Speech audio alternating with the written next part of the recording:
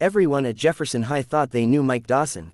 He was the quiet janitor who always showed up early, stayed late, and pushed his mop with the tired posture of a man who'd seen too much of life. His uniform was always clean but faded, and his eyes, though kind, held a weight no one ever asked about. What they didn't know was that Mike was a single father raising a 9-year-old boy with autism. Every night, after finishing his janitor shift, he'd rush home to cook, help with sensory therapy, and read bedtime stories about superheroes, because his son, Caleb, believed his dad was one. One Friday morning, the school buzzed with excitement. A military veteran and hand-to-hand combat expert, Sergeant Blake Hayes, was visiting for a special assembly on discipline and strength. He was tall, built like a tank, and walked with the kind of swagger that came from surviving battlefields. During his motivational talk, a student asked jokingly, "Who in this school could take you on in a fight, sir?" Blake smirked. "I don't think anyone here could. Unless your janitor's secretly hiding a black belt." Laughter echoed through the gym. But something shifted in Blake's face when he caught sight of Mike sweeping quietly near the back.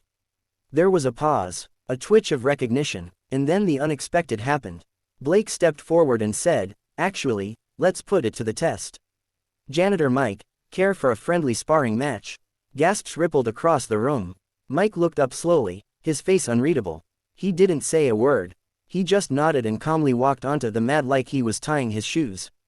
His mop leaned quietly against the wall. The students cheered, some recording with their phones. They expected a light-hearted spar. What followed, no one could have predicted. The moment the match began, Mike moved, not like a janitor, but like someone who had trained for war.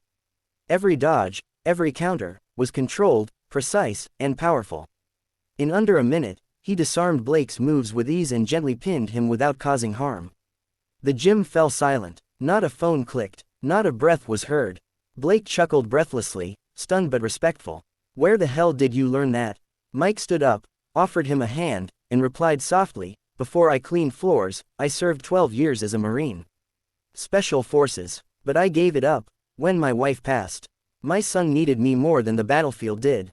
Blake blinked. "Why didn't you tell anyone?" Mike gave a tired smile. "My son doesn't need a hero who fights wars. He needs one who packs lunches and reads bedtime stories." Suddenly, the students weren't just looking at a janitor anymore. They were looking at a man who had sacrificed glory, honor, and prestige for love.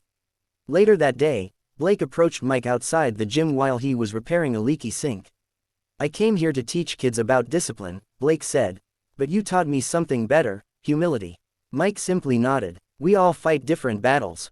Some just happen to wear overalls." Word spread fast. The principal, who had barely ever spoken to Mike, offered him a promotion as facilities manager. But Mike politely declined. "I'm happy where I am," he said. "Besides, the floors still need mopping." But what changed wasn't Mike's job, it was how people saw him. Students started greeting him with respect. Teachers included him in conversations. Even the school board began a campaign to honor silent heroes in their community. One afternoon, Caleb was waiting outside school when a group of kids teased him for flapping his hands. But before anyone could intervene, another boy stepped in and said, "That's Caleb. His dad's a real-life superhero." And just like that, the ripple of kindness and courage spread.